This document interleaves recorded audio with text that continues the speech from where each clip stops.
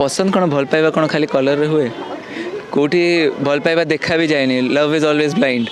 भल पाइबा को भी रूप हो पारे को भी गुण रे हो पारे तो सेटा पर्सनालीटी ऊपर मैटर करे गोटे अंडरस्टैंडिंग ऊपर मैटर करे ना मु जगवाड़ी थी मुझे सब जिन बनी सारे ना ना मु हिरोइन को जगवाड़ी तो मत सब जिन बनया पड़ा टी असिस्टेंट प्रोड्यूसर डायरेक्टर ता सहित सब जिन टी शिखा पड़ता किंतु मत से किसी लाज ना हिरोइन आमर सिनेमा आमर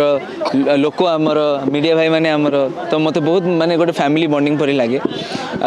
मत से किसी लाज ना किंतु हाँ लेट से टी मैडम टी अधिक समय नहीं मेकअप करने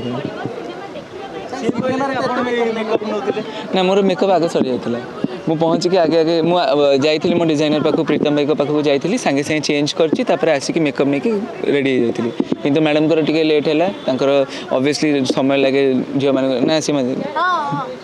समय लगे बहुत लड़ाई आम करलरेडी समस्ते जानते सीबीएफसी बंद कर देथिला विभिन्न प्रकार डेट आम चेंज करूँ केते अपेक्षा आम करूँ स्पेशल स्क्रीनिंग तापर लास्ट फाइनाली आज 30 तारीख आमर शूटिंग भी स्टार्ट है 30 तारीख आज फिल्म भी रिलीज होती 30 तारीख दिन मैंने स्क्रीनिंग तो बहुत गोटे इमोशनल लगुच कि एत वर्ष गोटे वर्षर जर्नी आज शेष होगा आसूची आशा करुँच खाली आपण मैंने गोटे गोटे टिकेट नहीं कि आपण निकटस्थ प्रेक्षालय जाकि आपणकर बंधु आपणकर सांग आपणकर जी भी जान पहचान लोक अच्छा आमको गोटे गोटे थर जाकि खाली देखु केमी आम करूँ खाली गोटे थर कहीं आम देखु बहुत जिनस आड़े आम इन्वेस्ट करछु किंतु गोटे थर ये नुआ पिलापी गोटे मौकाटे दबा उचित मत तो लगे मु आपन को फोर्स तो करि परिबिनी खाली अनुरोध कर परिबी ता छड़ा मु किछि करि भी परिबिनी खाली निज पिला बोली आपन को कहूची कि ए ओडिया पिला को आपन टिके भल पाइबा दियंतु आपन आशीर्वाद दियंतु आ आसिकी ता गोटे मौका दियंतु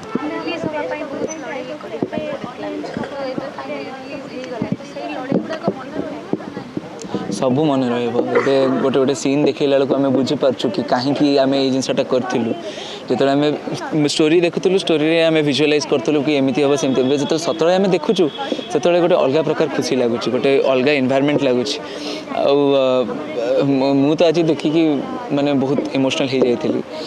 किंतु कौन करें आम कलाकार लोक आमको लुह चुपेक आगे जावाक पड़ो सकाल गोटे खुशी स्माइल रखा पड़ो आ किंतु आपन खाली एति कहबी हाथ जोड़ी कि आपन यही टोकाटा को कि जी भी आपन को जे भी कैरेक्टर भल अच्छे के भाई भी अच्छा सोमू भाई भी अच्छे सुशांत भाई भी अच्छा अभिलिप्सा अच्छा समस्त आप देखिले कि फिल्म को पार्ट कोटा है बोले आपको लगी जोटा आपण एक्टिंग करथिले भलो सीन थिला सेटा कोटा है ना एमिति जोटा को अननेसेसरी थिला सेटा सेंसर पूर्व कटा हो जाइतिला सेंसर रे सेमति किछि चेंज हेइनी को गोटे गोटे क्लिपिंग थिला सेटा को एक्सचेंज करा जाइछि आ किछि चेंज हेनी मु जेमति कहितली आम कंटेंट को किछि हबनी से ही हैला मतलब पुलिस को जिते सिनेमा बाड़ौं ऑफिस भितर जन चप्पल पिंधि जोता पिंधिकी आगे पादटे देखा से सीन ना ओहो सेठे तो सब जिन ताहले आम सिनेमा हॉल रे रिलीज कर पार था किंतु जहाँ कहि अशोक सर गोटे बहुत बढ़िया डायरेक्टर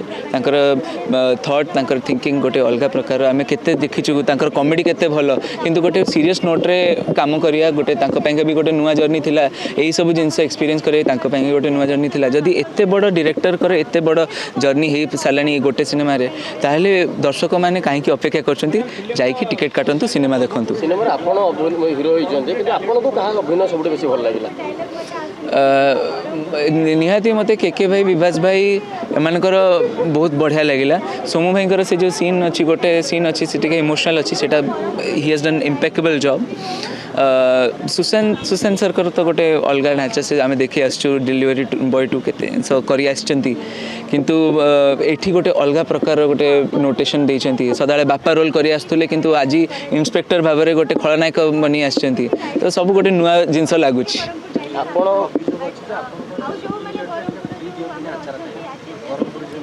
ना आचार दिखाई भल से आचार दिखाई गोटे पूरा दीदी ता आचार दिखाई फुलबाणी गोटे कौन से पणस नि 3 किलो आंब नि से सब मीडिया सामने कहले असुविधा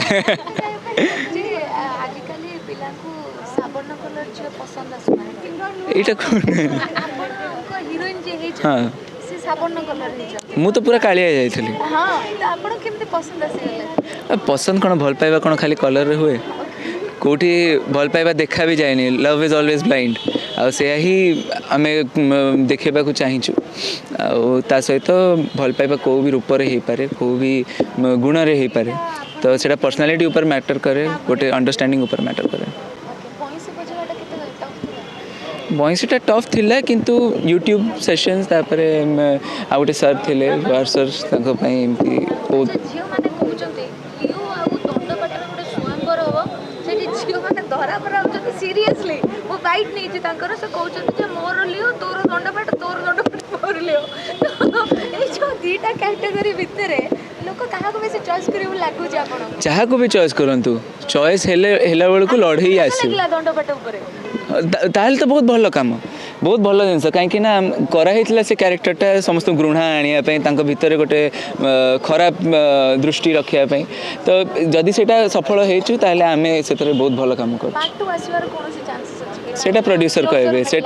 ସେଇଟା ପ୍ରଡ୍ୟୁସର କହିବେ, ସେଇଟା ମୋର କିଛି ସେଥିରେ ଯାଇନି। କିନ୍ତୁ ମୁଁ ଖାଲି ଭାବୁଛି କି ସିନେମାଟା ଭଲ ଲାଗିଥିବ, ଆଶା କରିପାରିବି କି ଦର୍ଶକମାନଙ୍କୁ ବି ସେଇଟା ଭଲ ଲାଗିବ। ଆମ କଳାକାର ଲୋକମାନଙ୍କର ବି କାମ ଗୁଡ଼ାକ ଭଲ ଲାଗିଥିବ। ସିନେମା ଗୋଟେ ବେଳେ